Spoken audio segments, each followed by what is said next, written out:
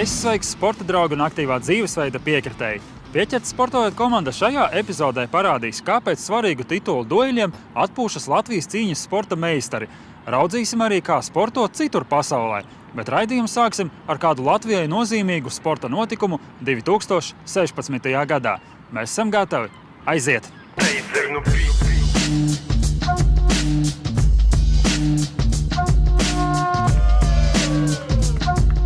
Kamēr pasaulē ir 2016. gada Rio de Janeiro vasaras olimpisko spēļu gaidās, tepat pie mums vasarā notiks Latvijas jau 4. olimpiāde. Un par to, kas tad sagaidāms šajos Latvijas sporta svētkos, mums pastāstīs Latvijas Olimpiskās komitejas prezidents Aldons Vrublievskis. Sveicināti! Labdien! Jā, laika atskaite jau ir sākusies, atlicis mazāk par 100 dienām, bet darba laikam vēl ir gana daudz. Jā, darba ir gana daudz, gan gatavojoties jūsu pieminētajām Rio Olimpiskajām spēlēm augustā, gan Latvijas 4. olimpiādē, kas no 1. līdz 3. jūlijam notiks Valmierā, un arī apkārtējās pašvaldību teritorijās attiecīgajās sporta bāzēs. Manuprāt, Latvija ir vienīgā Eiropas Savienības valsts, kura rīko šādu mēroga kompleksu sporta pasākumu visos olimpiskajos sporta veidos, ar kuriem nodarbojas mūsu valstī. Ir piemēri citās valstīs, kur ir daži sporta veidi sacensības, bet šādas, kur piedalās pašvaldību komandas un ko mēs varam sarīkot, jo sporta bāzes atļauj visos olimpiskajos veidos, mēs esam vienīgie. 2004. gadā tas sākās, pašvaldību komandām un vadītājiem tas ir iepaticies. Tas ir arī kā tradīcija jau iezīmējies, un pašvaldību vadītāji ir apmierināti ar to, ka tādā veidā viņi var salīdzināties pirmkārt ar kaimiņiem, otrkārt izvērtēt to, kā viņu pašvaldības teritorijā sports attīstās, kuri sporta veidi ir populārāki, kuri mazāk populāri. Līdz ar to šī tradīcija turpinās, un fakts, ka mēs to varam sarīkot mēnesi vai pusotru pirms olimpiskajām spēlēm, un tajās mūsu olimpiādē var piedalīties arī liela daļa to komandas kandidātu, kas reāli brauks uz Rio, uz lielajām spēlēm. Šajā gadījumā viņi aizstāvēs savu pašvaldību komandu godu. Tā ir tāda laba iespēja vietējiem redzēt savus labākos sportistus sacensību arēnās. Augstā līmeņa sportistiem, top sportistiem, elites klasē ir ļoti maz sacensību, kas notiek Latvijā.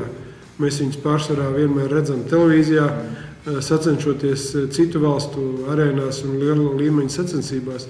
Šajā gadījumā tā ir laba iespēja arī mūsu cilvēkiem satikt mūsu labākos sportistus.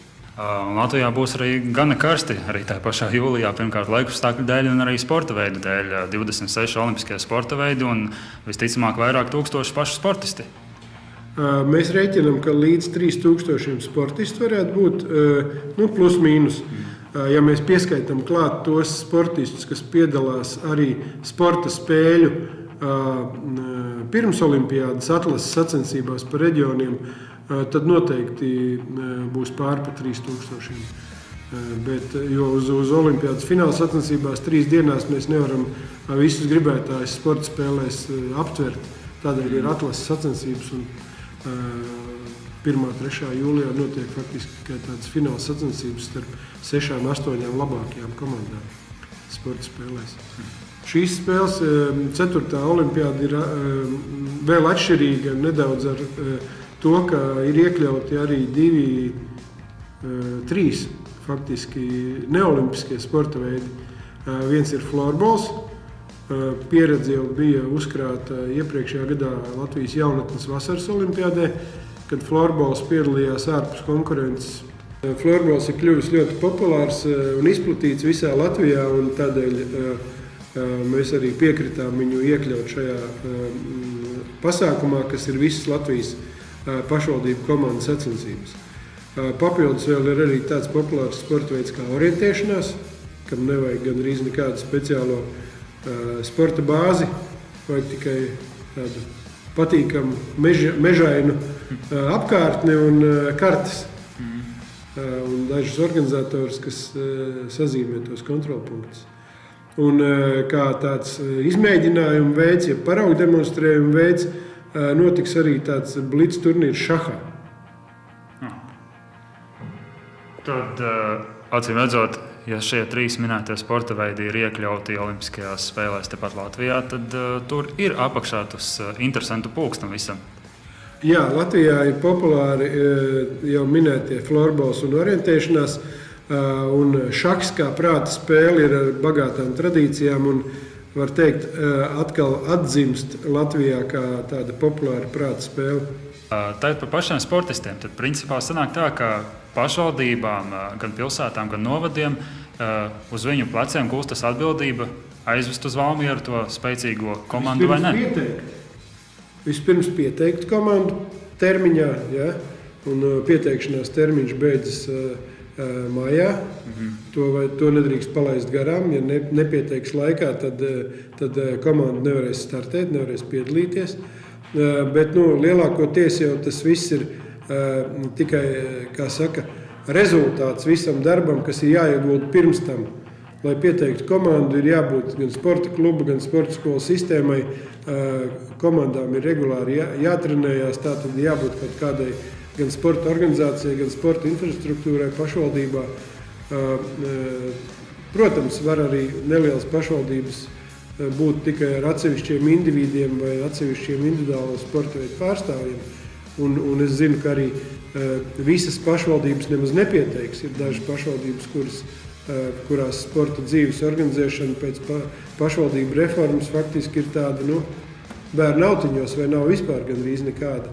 Bet lielākā daļa pašvaldību Latvijā ir 119, uz 85 mēs ceram. Jā, bet šī iespēja olimpiāde ir jāizmanto, jo viens no olimpiādes, vispār pasaules olimpiādes arī moto ir galvenais ir piedalīties. Šim teicienam ir turpinājums. Galvenais ir piedalīties cīņā par uzvaru. Ja? Un uzvarēt tu vari kaut vai tikai pats sevi, pats savu kūtrumu vai slinkumu arī. Ja? Tātad piedalīties cīņā par uzvaru.